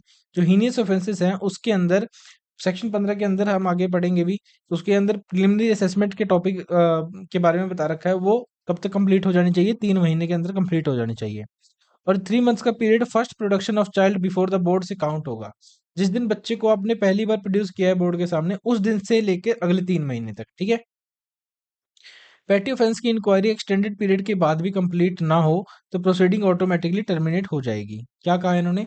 पेटी ऑफेंस की इंक्वायरी एक्सटेंडेड पीरियड के बाद भी कंप्लीट ना हो तो प्रोसीडिंग ऑटोमेटिकली टर्मिनेट हो जाएंगी, डेफिनेटली। सीरियस और हीनियस ऑफेंसेस में फर्दर एक्सटेंशन बोर्ड नहीं बल्कि चीफ जुडिशियल मजिस्ट्रेट या फिर चीफ जुडिशियल मजिस्ट्रेट, क्योंकि हमें पता है कि हमने अभी वीडियो में देखा भी है कि चीफ मेट्रोपॉलिटन मजिस्ट्रेट तो है ही नहीं, ठीक है। तो इन्होंने कहा कि सीरियस और हीनियस ऑफेंसेस में अगर एक्सटेंशन चाहिए बोर्ड को, तो चीफ जुडिशियल मजिस्ट्रेट ही उसके अंदर क्या करेगा, एक्सटेंशन देगा। फर्दर एक्सटेंशन के लिए chief judicial magistrate reasons in recording करेगा राइटिंग में, उसको भी रीजंस क्या करने पड़ेंगे, रिकॉर्ड करने पड़ेंगे राइटिंग में, ठीक है। इंक्वायरी शुरू होते ही बोर्ड इंश्योर करेगा कि चाइल्ड के साथ पुलिस, लॉयर, प्रोबेशन ऑफिसर या किसी और ने इल ट्रीटमेंट ना किया हो। ठीक है। ये तो बड़ी कॉमन सी बात है कि भाई हमें इस बात का तो बोर्ड को ध्यान रखना ही पड़ेगा कि इंक्वायरी शुरू शुरू हुई है जैसे ही, तो बोर्ड ये इंश्योर करेगा कि बच्चे तुम्हारे साथ किसी ने गलत तो नहीं किया, पुलिस ने, प्रोबेशन ऑफिसर ने या फिर लॉयर ने, तुम्हारे ने ऐसा तो नहीं किया किसी ने। किया हो तो बता दो, हम कर देंगे उनका इलाज। ठीक है। इल ट्रीटमेंट मिलने पर बोर्ड करेक्टिव स्टेप्स लेगा, इलाज करेगा। इंक्वायरी हमेशा चाइल्ड फ्रेंडली एटमॉस्फेयर में कंडक्ट होगी, ऑब्वियस सी बात है। प्रोसीडिंग को एज सिंपल एज पॉसिबल रखा जाएगा। हर चाइल्ड को इंक्वायरी में राइट टू बी हर्ड और पार्टिसिपेट करने का मौका दिया जाएगा। बच्चे की भी बात सुनी जाएगी कि बच्चे ने ऐसा ऑफेंस क्यों किया। ठीक है। अगर ये कोई गड़बड़ की है बच्चे ने तो ऐसा क्यों किया। पेटी ऑफेंस की इंक्वायरी जो है समरी प्रोसीजर के अकॉर्डिंग चलती है। सीरियस ऑफेंस की इंक्वायरी, ये बहुत इंपॉर्टेंट है भाई, ये पूछा जाएगा। पेटी ऑफेंस की इंक्वायरी आप समरी प्रोसीजर के तहत चलाते हैं। सीरियस ऑफेंस की जो इंक्वायरी है आप समन केस की तरह चलाते हैं। और हीनियस क्राइम और बच्चा अगर 16 साल से कम है तो समन केस का प्रोसीजर फॉलो होगा। हीनियस केस है और बच्चा 16 साल से अबव है तो सेक्शन 15 के अकॉर्डिंग प्रिलिमिनरी असेसमेंट के अकॉर्डिंग डील किया जाएगा। ठीक है। तो ये पढ़ लेते हैं। Inquiry by board normally completed 4 महीने में, मैक्सिमम पीरियड 2 महीने एक्सटेंड कर सकते हैं। तो मैक्सिमम पीरियड कितना हो गया, 6 महीने का हो गया। प्रिलिमिनरी असेसमेंट 3 महीने में करनी होती है। ठीक है। और पेटी offence is not completed even extended period, तो प्रोसीडिंग टर्मिनेट हो जाती हैं। सीरियस और हीनियस क्राइम में सीजीएम जो है वो बताते हैं हमें कि एक्सटेंड कितना होगा और उनको भी रीजंस रिकॉर्ड करने पड़ते हैं। पेटी ऑफेंसेस के अंदर प्रोसीजर समरी होता है, सीरियस ऑफेंसेस के अंदर समन केस होता है। हीनियस ऑफेंस के अंदर अगर बच्चा 16 साल से कम है तो समन केस होगा। और हीनियस ऑफेंस अगर 16 प्लस होगा तो 15 की प्रिलिमिनरी असेसमेंट होगी। बोर्ड पास कर सकता है ऑर्डर 17-18 के अंदर। Board must ensure child has not been ill treated by police, lawyer, probation और एनी अदर पर्सन। ठीक है। Proceeding should be conducted in atmosphere, कौन सा, child friendly atmosphere. Every child must be given what opportunity, right to be heard and participate, participate करने की और hearing की proper opportunity दी जानी चाहिए। ठीक है। चलिए सेक्शन 16 की बात करते हैं। Review of pendency of inquiry. Review of pendency of inquiry, chief judicial magistrate, और ये सीएमएम का जो कॉन्सेप्ट है ये तो मैंने आपको बता दिया कि खत्म हो गया। तो चीफ जुडिशियल मजिस्ट्रेट बोर्ड के पेंडिंग केसेस का रिव्यू हर 3 मंथ में करेगा। ठीक है। हर 3 मंथ में करेगा। देखो इसको थोड़ा ध्यान रख लेना क्योंकि हमारे सब्जेक्ट में सीआरपीसी भी है ना। सीआरपीसी के अंदर ये था। तो वैसे तो आई डोंट थिंक कि ऐसे कुछ चांसेस होंगे इसके, लेकिन फिर भी पढ़ लेना, कुछ फर्क नहीं पड़ता। 26 सेक्शन है। 26 सेक्शन के अंदर एक लिस्ट बना लो कहाँ कहाँ सीजीएम और सीएमएम लिख रखा है, बात खत्म हो जाएगी सारी। ठीक है। चीफ जुडिशियल मजिस्ट्रेट या सीएमएम बोर्ड के पेंडिंग केसेस का रिव्यू हर 3 मंथ में करेगा। ठीक है। रिव्यू के बाद जो चीफ जुडिशियल मजिस्ट्रेट है बोर्ड की सेटिंग बढ़ाने का डायरेक्शन दे सकता है। सेटिंग कह रहा हूँ, सॉरी, सीटिंग सीटिंग बढ़ाने का डायरेक्शन दे सकता है। जरूरत पड़ने पर जो चीफ जुडिशियल मजिस्ट्रेट है वो एडिशनल जुवेनाइल जस्टिस बोर्ड बनाने की रिकमेंडेशन भी कर सकता है। और बनाएगा कौन, स्टेट गवर्नमेंट। ये हमने पढ़ा था ना पहले सेक्शन 4 में। हाई लेवल कमेटी बोर्ड की पेंडेंसी का रिव्यू हर 6 मंथ में करेगी।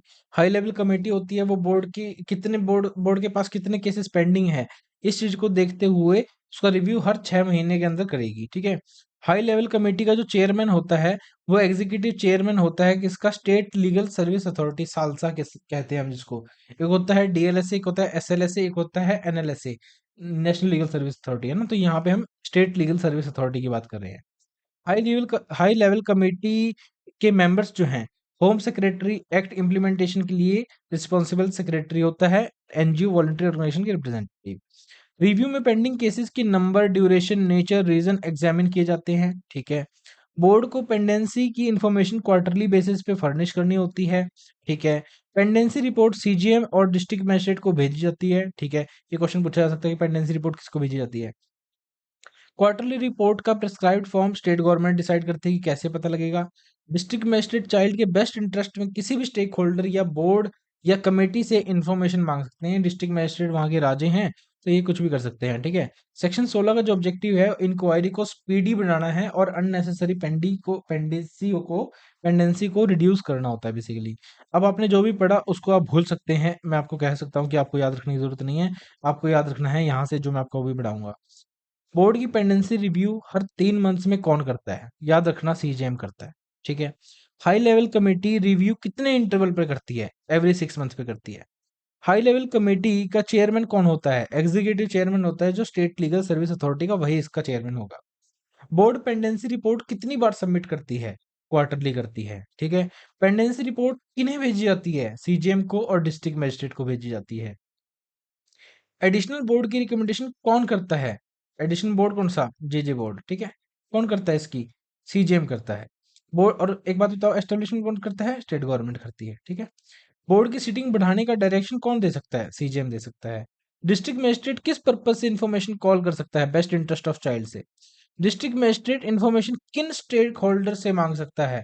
बोर्ड से मांग सकता है, कमेटी से मांग सकता है, अन्य स्टेक होल्डर से मांग सकता है। इसका मेन फोकस क्या है सेक्शन 16 का? स्पीड इंक्वायरी और रिड्यूस द पेंडेंसी। आपको ये पढ़ना है, ऊपर वाला भले ही आप पढ़ो ना पढ़ो, वो तो मैं आपकी अंडरस्टैंडिंग के लिए लेके आता हूँ। लेकिन जो ये पोर्शन होते हैं, ये आपके एग्जाम में डायरेक्ट आपको रिफ्लेक्ट होंगे।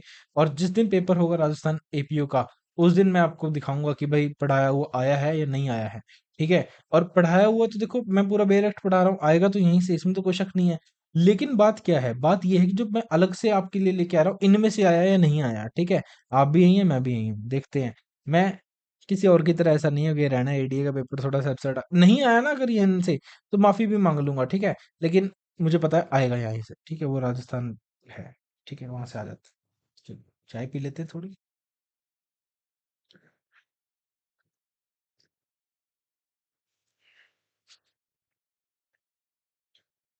सेक्शन 17 बात करता है order regarding a child not found to be conflict with law. Inquiry के बाद अगर बोर्ड अपने आप को सेटिस्फाई कर लेते हैं, बोर्ड को ये हो जाता है कि जो चाइल्ड है, इसने तो ऑफेंस ही नहीं किया, तो बोर्ड उस इफेक्ट के ऑर्डर के पास करेगा, ठीक है। ये ऑर्डर किसी भी कॉन्ट्रेरी लॉ के बावजूद वैलिड होगा, समझ गए? मतलब ये स्पेशल लॉ है तो ये प्रिवेल करेगा। चाइल्ड को not in conflict with law declare करने का पावर जुवेनाइल जस्टिस बोर्ड के पास ही है। किसी बच्चे को हमने ये कहा कि इसने ऑफेंस किया है, तो हमने उसको एलिगेशन लगाया उसके ऊपर कि ये तो child in conflict with law है, सीसीएल है।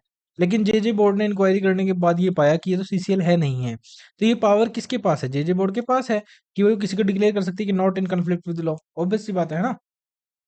अगर ऐसा चाइल्ड केयर एंड प्रोटेक्शन की नीड में है, तो बोर्ड उस चाइल्ड वेलफेयर कमेटी को रेफर कर सकता है, ठीक है। अगर लगता है कि भाई ये ठीक है, ये भले ही बच्चा जो है ये सीसीएल नहीं है, लेकिन इस बच्चे को केयर एंड प्रोटेक्शन की जरूरत है, तो वो चाइल्ड वेलफेयर कमेटी को क्या करेगा? रेफर कर देगा उस बच्चे को।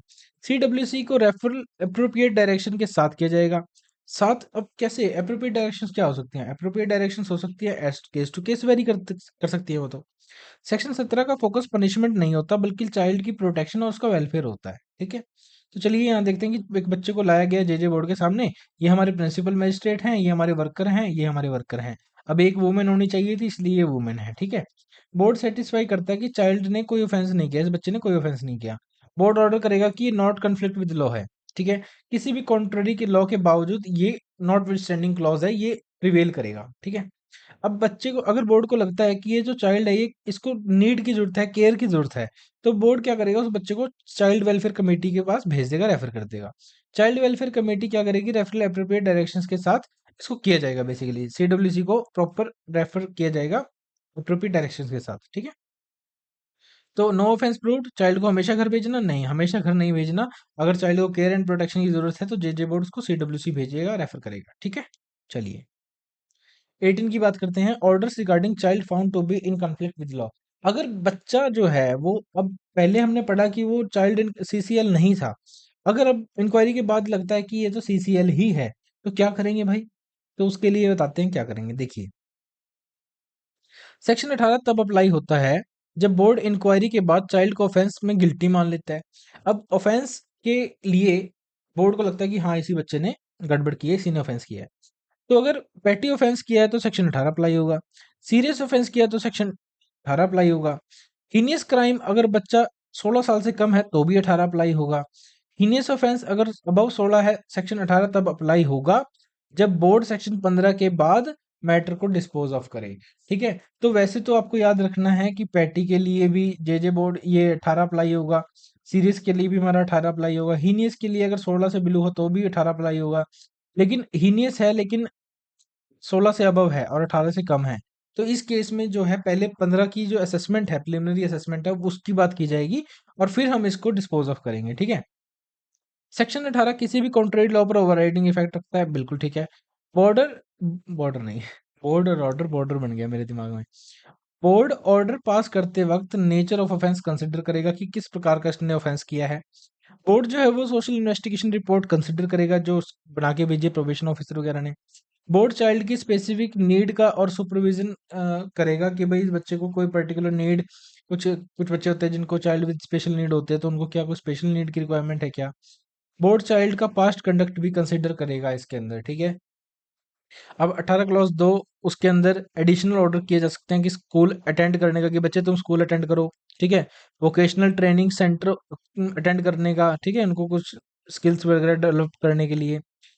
थेराप्यूटिक सेंटर अटेंड करने का, ठीक है भाई, उनकी थेरेपी टाइप हो, उनका दिमाग थोड़ा लाइन पे आए। स्पेसिफाइड प्लेसेस विजिट करने से प्रोहिबिट कर सकता है कि आपको फलानी फलानी जगह नहीं जाना है, ठीक है। डी एडिक्शन प्रोग्राम अटेंड करने का, अगर वो नशेड़ी नशेड़ी है तो उसको फिर डी एडिक्शन प्रोग्राम्स उसके अंदर डाले जाएंगे, उसमें उसको डाला जाएगा ताकि वो क्या करे, नशे वगैरह की लत को छोड़ दे, ठीक है। ऑर्डर विच बोर्ड में पास्ट, कौन से ऑर्डर पास कर सकता है बोर्ड। देखिए, एडवाइस और एब्डमिनेशन देकर चाइल्ड को घर भेज सकता है, ठीक है। ग्रुप काउंसलिंग अटेंड करने का ऑर्डर दे सकता है। कम्युनिटी सर्विस करवा सकता है। चाइल्ड या पेरेंट्स गार्जियन पर फाइन इंपोज कर सकता है। फाइन लगाते वक्त चाइल्ड लेबर लॉज वायलेट नहीं होने चाहिए, ये ध्यान रखना।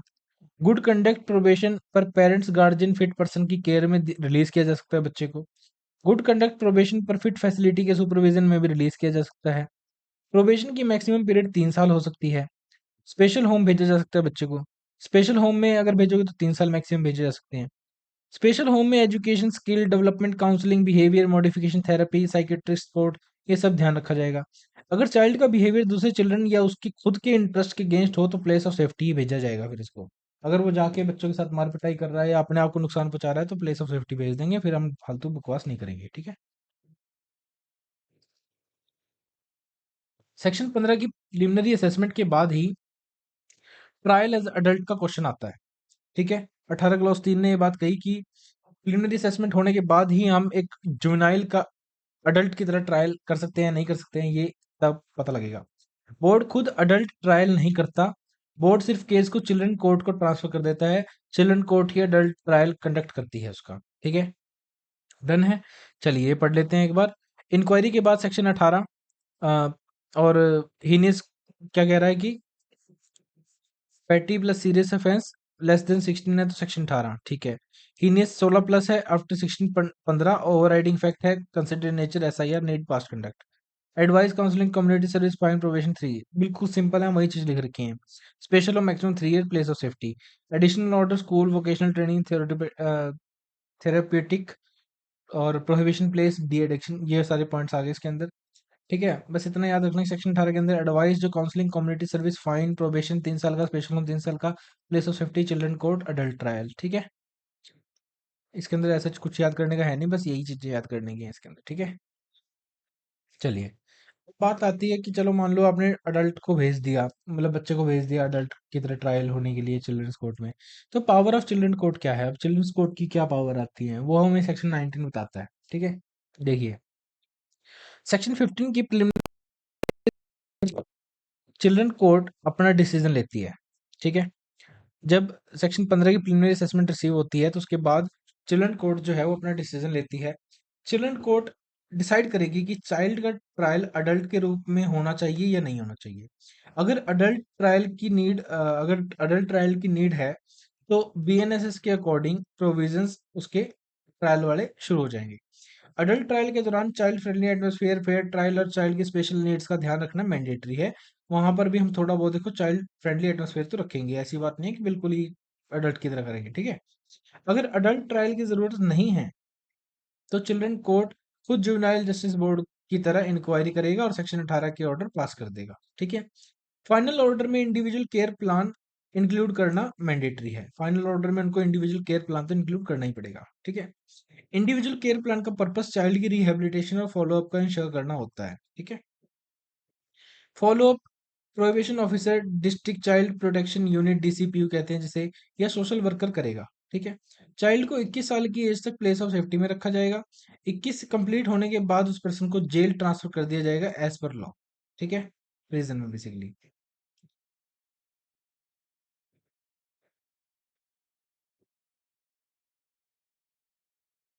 ओके जी, ठीक है, इतनी बात समझ आ रही है। प्लेस ऑफ सेफ्टी में education, skill development, counselling, behaviour modification therapy, psychiatry support, ये सब प्रोवाइड करना मैंडेटरी होता है। हर साल पीरियोडिक फॉलोअप रिपोर्ट बनती है। ठीक है। Annual follow up report probation officer, DCPU या सोशल वर्कर द्वारा बढ़ाई जा सकती है। फॉलोअप रिपोर्ट का ऑब्जेक्टिव क्या होता है? चाइल्ड की प्रोग्रेस को एक्सेस करना, बच्चे के साथ कोई इल ट्रीटमेंट तो नहीं हो रहा, इस बात का ध्यान रखना। ठीक है। ये रिपोर्ट्स चिल्ड्रन कोर्ट को रिकॉर्ड और फर्दर फॉलोअप के लिए भेजी जाती हैं, कि चिल्ड्रन कोर्ट के रिकॉर्ड के लिए और फर्दर फॉलोअप करने के लिए भेजी जाती हैं। ठीक है।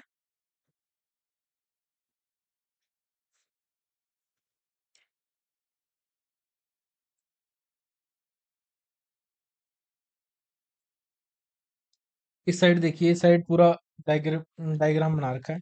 चिल्ड्रन कोर्ट का डिसीजन, क्या बात हो रही है? अडल्ट ट्रायल की नीड है, तो बीएनएसएस की प्रोविजन के अकॉर्डिंग ट्रायल होगा। Child friendly atmosphere, fair trial, child के स्पेशल नीड का ध्यान रखना जरूरी है। ऑर्डर पास होगा after trial subject to provision of section 19 and section 21। Option two, adult trial की नीड नहीं है। अगर उसको लगता है कि नीड नहीं है, ये बच्चा फिर से जुवेनाइल की तरह ही होना चाहिए, तो चिल्ड्रन कोर्ट खुद जुवेनाइल जस्टिस बोर्ड की तरह इंक्वायरी करेगा और 18 के प्रोविजन के अकॉर्डिंग उसको अप्रोप्रिएट ऑर्डर पास करके उसको छोड़ देगा। ये जो भी करना है उस टाइप से कर देगा। ठीक है। फाइनल ऑर्डर में इंडिविजुअल केयर प्लान इंक्लूड करना मैंडेटरी है। पर्पस क्या है? चाइल्ड की रिहेबिलिटेशन और फॉलोअप को इंश्योर करना। फॉलोअप प्रोहिबिशन ऑफिसर, डीसीपीओ या सोशल वर्कर रिपोर्ट बनाते हैं। Place of safety and transfer to jail, अगर 21 साल की एज तक प्लेस ऑफ सेफ्टी में रखा जाएगा और 21 साल कंप्लीट होने के बाद उसको जेल ट्रांसफर कर दिया जाएगा। प्लेस ऑफ सेफ्टी में education, skill development, counselling, behaviour modification therapy, psychiatry support, ये सब करना उनको मैंडेटरी है। हर साल पीरियोडिक फॉलो अप एक रिपोर्ट तैयार की जाती है। एनुअल फॉलो अप रिपोर्ट जो है प्रोबेशन ऑफिसर, डीसीपीओ या सोशल वर्कर द्वारा बनाई जा सकती है। ऑब्जेक्टिव इसका यही है कि एक बच्चे की प्रोग्रेस को एक्सेस करना और उसके साथ कोई इल ट्रीटमेंट ना हो रहा हो, इसको ध्यान रखना। रिपोर्ट्स की forwarding, reports under subsection 4 children court को फॉरवर्ड की जाती हैं। पर्पस है रिकॉर्ड करना further follow up as be required. ठीक है। चलिए, सेक्शन 20 बात करता है child attains 21 years but term in place of safety not completed. देखिए, बच्चे ने क्या किया? अटेन कर ली है 21 साल की उम्र, but terms in place of safety not completed. ठीक है। सेक्शन 20 तब अप्लाई होता है जब चाइल्ड 21 ईयर्स की एज अटेन कर लेता है, लेकिन प्लेस ऑफ सेफ्टी की प्रिस्क्राइब टर्म्स अभी कंप्लीट नहीं हुई। ठीक है। इस स्टेज पर डिसीजन जुवेनाइल जस्टिस बोर्ड और चिल्ड्रन कोर्ट लेती हैं। ठीक है। Children court reformative changes evaluate करती हैं, और इवेल्यूशन जो है prohibition officer, district child protection unit, social worker या कोर्ट खुद भी कर सकते हैं। कोर्ट ये एक्सेस करती है कि चाइल्ड सोसाइटी का कंट्रीब्यूटिंग मेंबर बन सकता है या नहीं बन सकता। प्रोग्रेस रिकॉर्ड जो है 19 क्लॉज 4 के अंदर इवोल्यूशन के लिए कंसिडर किए जाते हैं। रेलेवेंट एक्सपर्ट की इवोल्यूशन भी कंसिडर की जा सकती है। ठीक है। और इवोल्यूशन के बाद जो चिल्ड्रन कोर्ट है उसका डिसीजन जो है वो फाइनल माना जाता है। ठीक है। वो फाइनल डिसीजन लेती है बेसिकली। ठीक है। चिल्ड्रन कोर्ट के ऑप्शन की अगर बात करें, चाइल्ड को प्रिस्क्राइब कंडीशन के साथ रिलीज किया जा सकता है। रिलीज के बाद मॉनिटरिंग अथॉरिटी अपॉइंट की जा सकती है। Monitoring authority reminder prescribe term तक सुपरवाइज करेगी। कोर्ट डिसाइड कर सकती है कि चाइल्ड अपनी रिमेनिंग टर्म जो जेल में कंप्लीट करना है उसको कैसे करेगा। ठीक है। उसको डिसाइड कर सकती है कि चाइल्ड अपनी रिमेनिंग टर्म जेल में ही कंप्लीट करे। ठीक है। और अगर स्टेट गवर्नमेंट का रोल की अगर बात करें, तो हर स्टेट गवर्नमेंट मॉनिटरिंग अथॉरिटीज की लिस्ट मेंटेन करेगी। मॉनिटरिंग प्रोसीजर भी स्टेट गवर्नमेंट प्रिस्क्राइब करेगी। ठीक है। As 21 plus term pending in place of safety जो है ये सेक्शन 20 के अंदर दे रखा है। डिसीजन जो है चिल्ड्रन कोर्ट का होना चाहिए, जुवेनाइल जस्टिस बोर्ड का नहीं होगा। ठीक है। और ये सब आप इसको पढ़ लेंगे। ठीक है। चलिए, सेक्शन 21 और 22 दोनों इसमें देख लेते हैं। Order that may not be passed against a child in conflict with law, वो ऑर्डर जो सीसीएल के अगेंस्ट भी हम पास नहीं कर सकते। किसी भी child in conflict with law को डेथ पेनल्टी नहीं दी जा सकती, ये याद रखना। इसको कभी भी हम डेथ पेनल्टी नहीं दे सकते बच्चे को। सीसीएल को life imprisonment without possibility of release भी नहीं दी जा सकती। ठीक है, मतलब हम कहते हैं ना कि life imprisonment with till the reminder of his life, ये till the reminder of his life नहीं दे सकते। ठीक है, ये प्रोटेक्शन जेजे एक्ट के ऑफेंस के साथ साथ जो बीएनएस है और किसी लॉ के ऑफेंसेस पर भी अप्लाई होती है। ऑफेंसेस कितना भी सीरियस हो या हीनियस हो, सीसीएल के अगेंस्ट डेथ पेनल्टी या लाइफ विदाउट रिलीज प्रोहिबिटेड है, ये नहीं दे सकते हम। ठीक है, सेक्शन 21 का ऑब्जेक्टिव है चाइल्ड को हार हार्श हार्शेस्ट कह सकते हैं भी, मतलब हार्ड से हार्ड पनिशमेंट से प्रोटेक्ट करना। ठीक है, अब आप बताओ ये कितना जस्टिफाइड है कितना नहीं। अगर कोई, जैसा वो निर्भया कांड के अंदर वो मेन एक्यूज ही था, वो माइनर था, अब उसने इतना कांड कर लिया, ना उसको डेथ पेनल्टी दी सकती, ना उसको life imprisonment without possibility of release नहीं दी जा सकती। ठीक है, मतलब ये लाइफ इम्प्रिजनमेंट अगर उसको देंगे तो चांसेस है कि वो आ जाएगा बाहर। ठीक है, तो कहना child in conflict with law can be sentence to death, no. CCL को life imprisonment without possibility of release दिया जा सकता है, नो। सेक्शन 21 प्रोटेक्शन अप्लाई करता है जेजे एक्ट, बीएनएस और एनी अदर लॉ पे। ठीक है, सेक्शन 22 बात करता है proceeding under chapter 8 CrPC not applicable to child. Chapter 8 क्या हमें, ये वही है जो मैं समझ रहा हूँ? चलो आप मुझे बताएंगे कि चैप्टर 8 अब क्या हो गया है बीएनएसएस के अंदर, कमेंट करके। ये क्या लिख रहा है? ये चल भी तो नहीं रहा। हाँ जी, चलिए। चैप्टर 8 सीआरपीसी जो बीएनएसएस का है, प्रोसीडिंग किसी भी चाइल्ड के अगेंस्ट इनिशिएट नहीं की जा सकती। कोई भी ऑर्डर चाइल्ड के अगेंस्ट पास नहीं किया जा सकता। ये प्रोविजन प्रिवेंटिव डिटेंशन लॉ के ऊपर भी ओवरराइडिंग इफेक्ट रखते हैं। ठीक है, और ये नॉर्थ वेस्ट स्टैंडिंग है, ओवरराइडिंग इफेक्ट है। चलो, कुछ ज़्यादा इंपॉर्टेंट नहीं है, बस ये याद रखना कि चैप्टर 8 जो बीएनएसएस का सीआरपीसी का है, आप कमेंट करके बताएंगे बीएनएसएस का कौन सा है और वो इसके ऊपर लागू नहीं होता। ठीक है, section 23, no joint proceeding of child and adult. Adult और चाइल्ड का कभी जॉइंट ट्रायल अलाउड नहीं है। देखो क्या कहता है, चाइल्ड सीसीएल है और अडल्ट का जॉइंट ट्रायल बिल्कुल अलाउड नहीं है। Child in conflict with law है, CCL allowed, not allowed person who is not a child. ठीक है, child in conflict law CCL और अडल्ट का जॉइंट ट्रायल कभी भी अलाउड नहीं किया जा सकता। ये प्रोहिबिशन हमें सीआरपीसी के 223 में दी गई है, के बावजूद लगाई जाती है। ठीक है, सीसीएल को किसी भी नॉन चाइल्ड पर्सन के साथ जॉइंट ट्राई नहीं किया जा सकता। इसका मतलब क्या है, चाइल्ड के साथ किया जा सकता है, देखते हैं आगे। इंक्वायरी के दौरान अगर पता चले कि एक्यूज चाइल्ड नहीं है तो उसका ट्रायल चाइल्ड के साथ नहीं होगा। ठीक है, ये रूल बोर्ड और चिल्ड्रन कोर्ट दोनों पर इक्वली एप्लीकेबल होता है।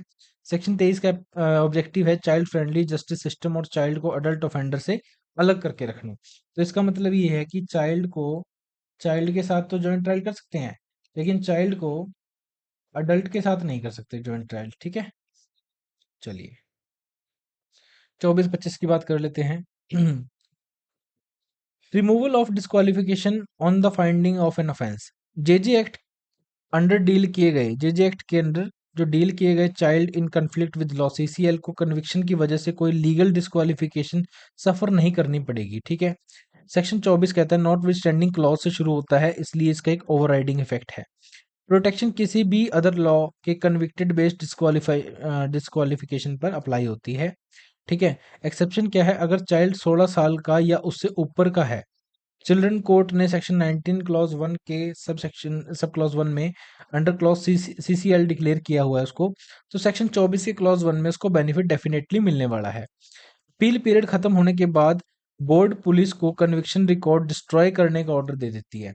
समझ रहे हो कि भाई कन्विक्शन रिकॉर्ड भी जब मतलब वो हो जाता है ना अपील खत्म होने के बाद, वो सारा उसका डाटा, सारा उसका क्रिमिनल रिकॉर्ड से सब नाम खत्म हो जाता है, ताकि जब वो फिर से समाज में जाके री इंटीग्रेशन करे ना अपना, तो उसके ऊपर कोई भी चार्जेस वगैरह कुछ ना रहे, वो सरकारी नौकरी बड़े आराम से ले सकता है, कोई दिक्कत वाली बात नहीं है। चिल्ड्रन कोर्ट अपने रजिस्ट्री को भी कन्विक्शन रिकॉर्ड डिस्ट्रॉय करने का डायरेक्शन दे सकते हैं। ठीक है, रिकॉर्ड डिस्ट्रक्शन अपील पीरियड के एक्सपायरी या प्रिस्क्राइब्ड रीजनेबल पीरियड के बाद होता है। याद रखना कब होता है, अपील पीरियड के एक्सपायर होने के या प्रिस्क्राइब्ड रीजनेबल पीरियड के डायरेक्शन के बाद। ठीक है, heinous crime plus section 19 clause 1 का केसेस में कन्विक्शन रिकॉर्ड डिस्ट्रॉय नहीं होंगे। ये ध्यान रखना, हीनियस केस के अंदर प्लस सेक्शन 19, इसके अंदर कन्विक्शन रिकॉर्ड नहीं होते हैं डिस्ट्रॉय। ठीक है, और हीनियस ऑफेंस में conviction record children court preserve retain करके रखती है। सेक्शन 24 का जो ऑब्जेक्टिव है वो ये था कि फ्यूचर स्टिग्मा और कन्विक्शन बेस से प्रोटेक्ट करना है बच्चे को। ठीक है, चलिए अब ये देखते हैं जो हमारे पेपर में पूछा जाएगा। Conviction conviction based disqualification remove की जाती है कौन से सेक्शन में? 24 में। Section 24 start with which clause? कौन से स्टार्ट से क्लॉज स्टार्ट होता है? नॉट विद स्टैंडिंग क्लॉज से, तो ये ओवरराइडिंग इफेक्ट रखता होगा डेफिनेटली। कौन ऑर्डर करेगा destruction for conviction of records? Board और चिल्ड्रन कोर्ट, कोई भी कर सकता है। When are conviction record destroyed? Appeal period जब खत्म हो जाएगा तब, या फिर प्रिस्क्राइब्ड रीजनेबल पीरियड के बाद। Record retain in which cases? Heinous crimes under 19(1) के अंदर हम क्या करते हैं? हीनियस इन रिकॉर्ड्स को डिटेन करके रखते हैं। Who retain conviction record in heinous offences? Children court रखता है। और who does not get the benefit under section 24? तो ये कहता है कि चिल्ड्रन एज 16 ईयर्स और अबव डेल्ट अंडर सेक्शन 19(1) के अंदर, ठीक है। जो बच्चा 16 साल से ऊपर का है और 19(1) के अंदर डील किया जा रहा है उसको, तो उसको 24 का बेनिफिट नहीं मिलता, ठीक है। Special provision in respect of pending cases? Pending cases के रिस्पेक्ट में कुछ स्पेशल प्रोविजंस हैं। कैसे बात करते हैं? सेक्शन 25 भी नॉटविथस्टैंडिंग क्लॉज से शुरू होता है, तो ये भी ओवरराइडिंग इफेक्ट रखता है। एक्ट के कमेंसमेंट के दिन जो केसेस पेंडिंग थे उनकी प्रोसीडिंग कंटिन्यू रहेगी, ठीक है। एक्ट के प्रोसीडिंग के दिन जो पेंडिंग थे उनकी प्रोसीडिंग कंटिन्यू रहेगी, ठीक है। पेंडिंग प्रोसीडिंग्स बोर्ड या कोर्ट दोनों के सामने कंटिन्यू की जा सकती है। प्रोसीडिंग उसी बोर्ड या कोर्ट में कंटिन्यू होगी जहां पहले से पेंडिंग थी, ठीक है। पेंडिंग केसेस को ऐसे कंटिन्यू किया जाएगा जैसे नया एक्ट इनेक्ट नहीं हुआ हो, ठीक है।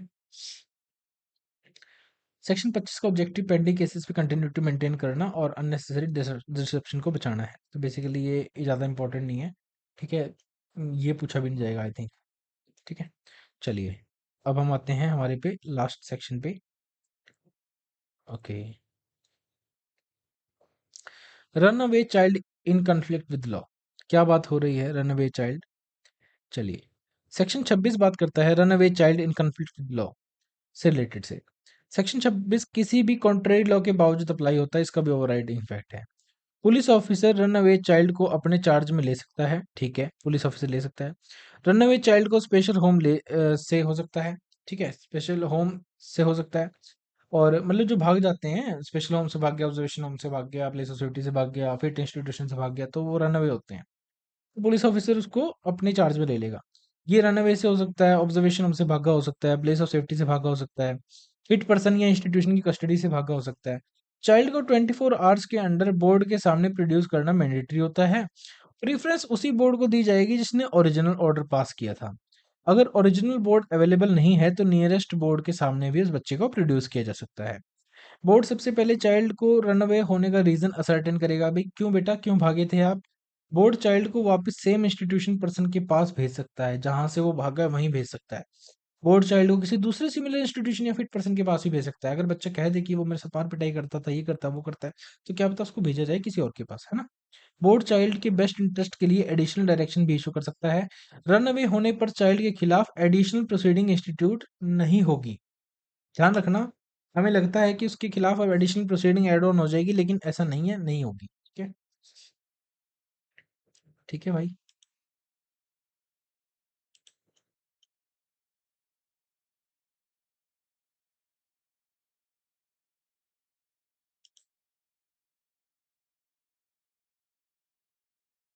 चलिए, रनअवे चाइल्ड मिलता है, पुलिस ऑफिसर टेक करेगा चार्ज, 24 घंटे के अंदर उसको ओरिजिनल बोर्ड के पास लेके जाओ, अगर वो नहीं है तो नियरेस्ट बोर्ड के पास लेके जाओ, रीजन असर्टेन करो और सेंड बैक कर दो बेस्ट इंटरेस्ट में, वहीं कर दो या कहीं और कर दो, कोई दिक्कत नहीं है।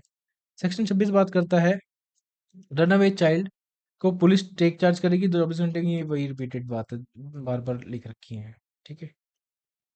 चलिए, रनअवे चाइल्ड सेक्शन 26 में डील, अरे क्या हो रहा है भाई, एक मिनट। हम्म, पुलिस ऑफिसर चार्ज कर टेक करेगा, 24 घंटे में उसको प्रोड्यूस करेगा बोर्ड के सामने, ओरिजिनल बोर्ड के सामने फर्स्ट प्रेफरेंस है, नहीं है तो दूसरे के नियरेस्ट बोर्ड पे कर दे। रीजन फॉर एस्केप उसको एसर्टन करेंगे, पूछेंगे, जहां से भागा था वहीं भेज देंगे या किसी दूसरे में भेज देंगे। बच्चे के बेस्ट इंटरेस्ट को ध्यान में रखते हुए एडिशनल डायरेक्शन दे देंगे।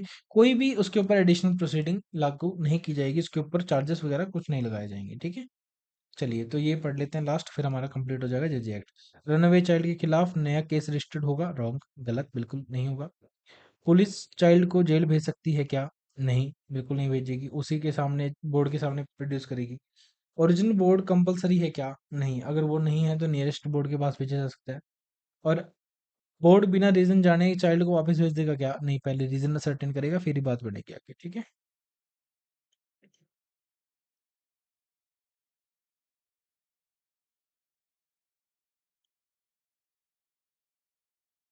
चलिए, तो आई थिंक अपना कवर हो गया सारा, है ना।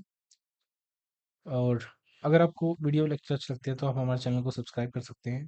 अमिका जिनस नाम से यूट्यूब चैनल है ये, ठीक है। और काफ़ी एफर्ट्स लगते हैं ये स्लाइड्स प्रिपेयर करना और लेक्चर आपके लिए प्रिपेयर करना। एक जिसको कहते हैं निस्वार्थ भावना से ही मैं इसको आपके लिए लेके आता हूँ। कोशिश करता हूँ जितना मुझसे बेटर हो सकता है उतना बेहतर आपको पढ़ाऊँ, ठीक है।